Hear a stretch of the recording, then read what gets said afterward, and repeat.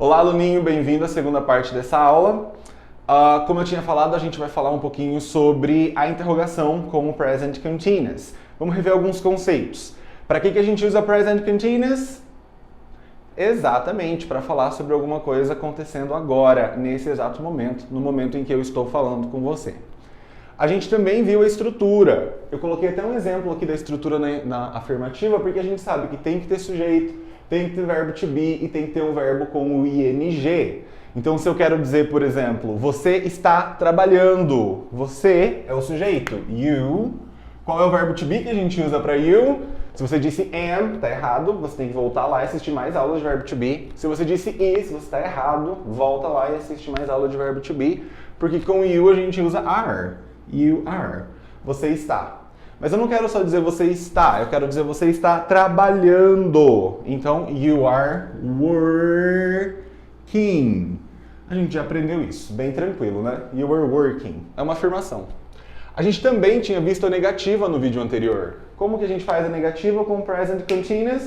A gente nega o verbo to be. Então, o que era am vira am not, o que é is vira is not, e o que é are vira are not.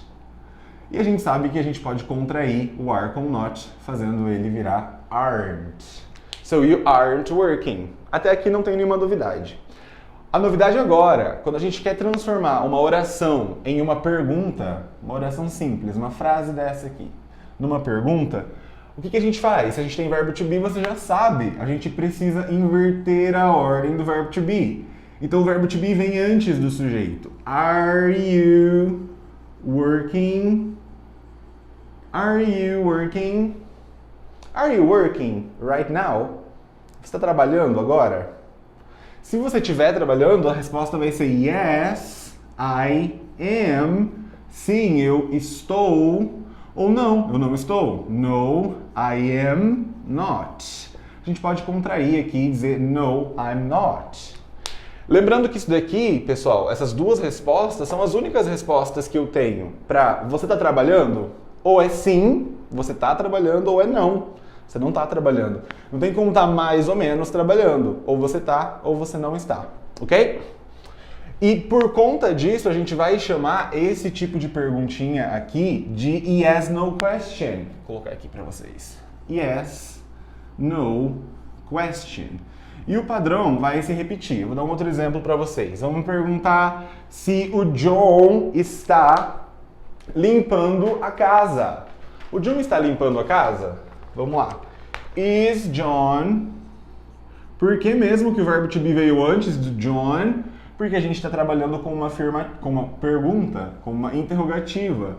E na interrogativa, o verbo to be sempre vem antes do sujeito. So, is John limpar? Clean, mas a gente já viu que eu preciso acrescentar ing. So, is John cleaning his house, a casa dele? O John está limpando a casa dele? Is John cleaning his house? Quais são as duas respostas que eu tenho? Ou sim, yes, he is. Sim, ele está. No, he isn't. Percebam que eu estou perguntando com o verbo to be e respondendo com o verbo to be. Estou perguntando com o verbo to be e respondendo com o verbo to be.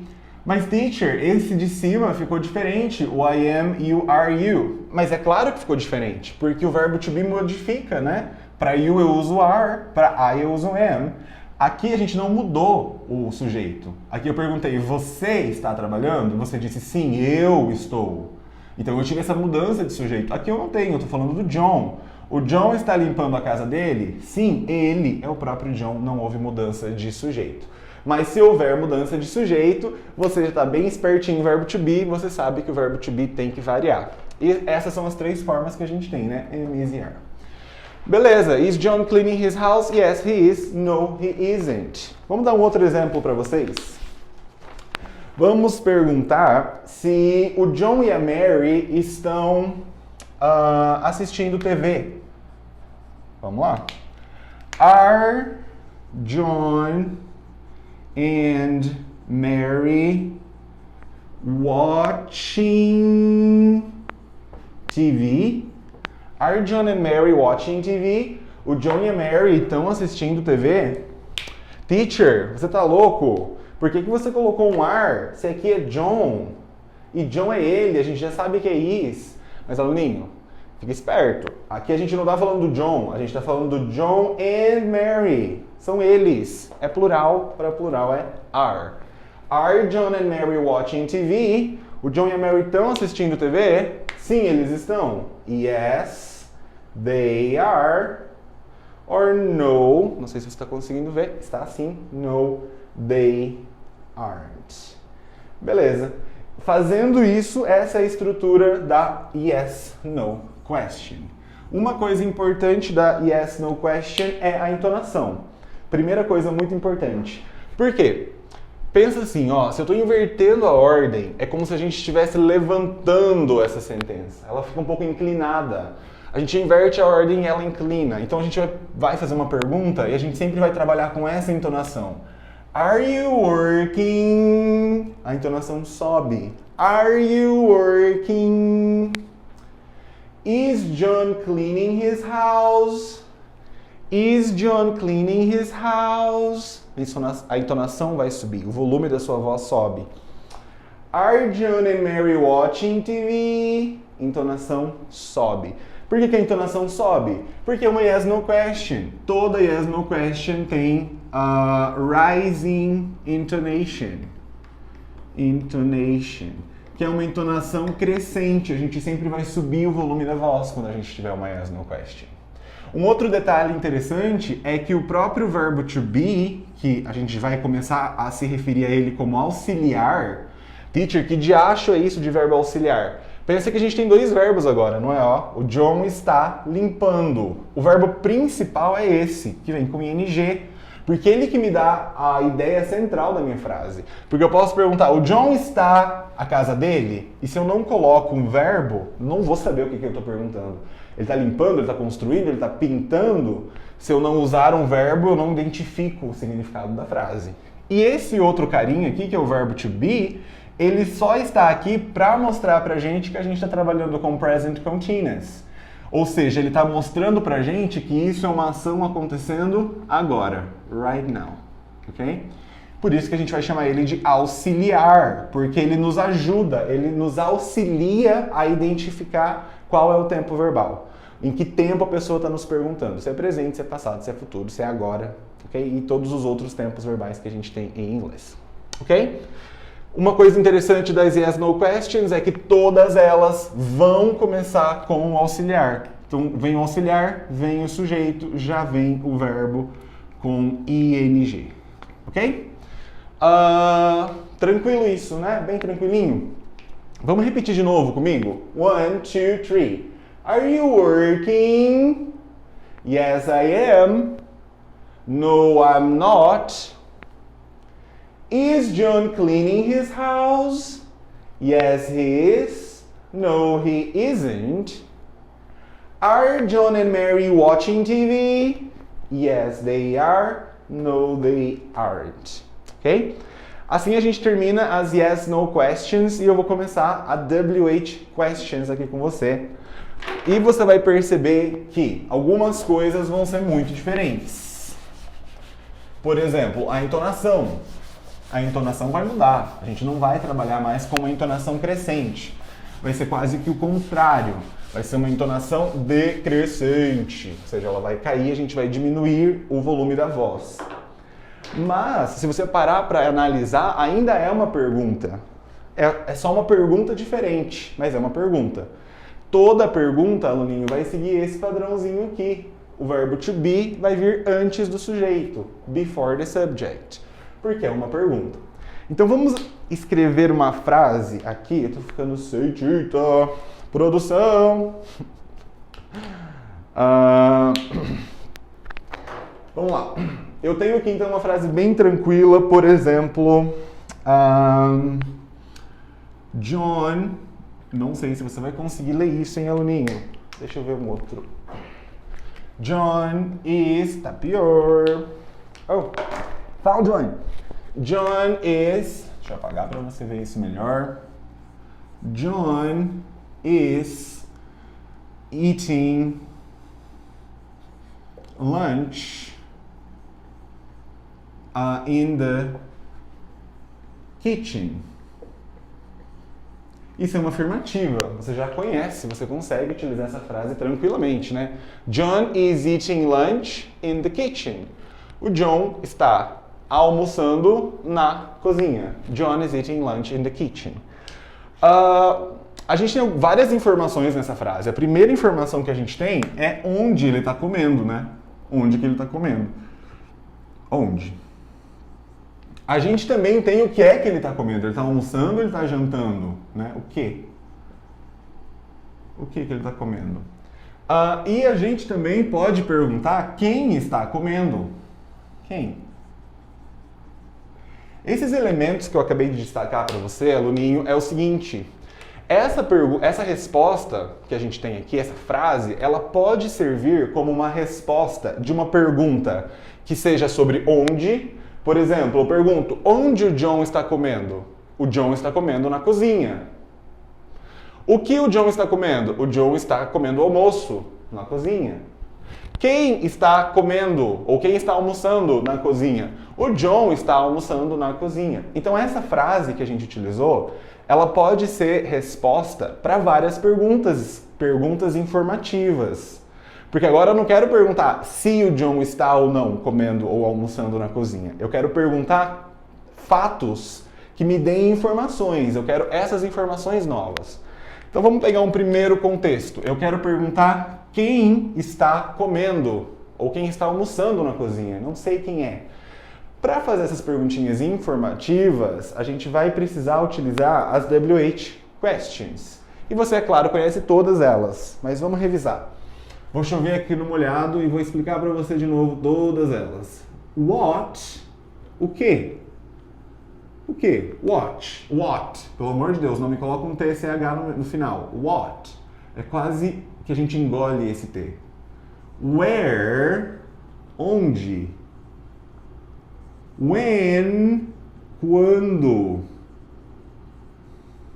Why? Por quê? Por quê?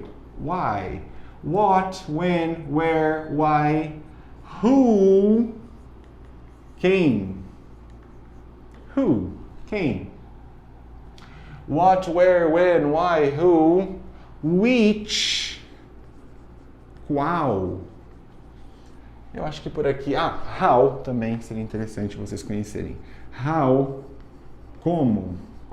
Então aqui a gente tem todas as expressõezinhas. Repitam aí comigo. What, where, when, why, who, which, how. Isso daqui é um WH. Para você nunca mais errar a perguntinha quando for uma pergunta informativa, quando eu precisar dar uma resposta mais longa, a estrutura sempre vai ser essa, aluninho. A estrutura da pergunta. WH.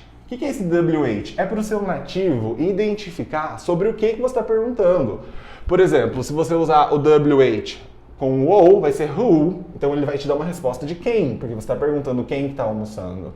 Se você quer saber o que, você tem que perguntar com what, para que o seu nativo entenda que você quer saber o que a pessoa está almoçando, o que a pessoa está comendo, na verdade. Nesse caso, o almoço. Se eu quero saber onde, eu vou ter que usar esse WH com where. Onde a pessoa está comendo. Então, essa primeira informação vai te dar, ou vai dar para o seu nativo, quando você estiver conversando com informações para que você consiga identificar, para que ele, na verdade, consiga identificar sobre o que você está perguntando. E a estrutura vai ser sempre WH, depois da WH a gente vai ter o verbo to be, depois vai ter o sujeito, depois vai ter o verbo com ing.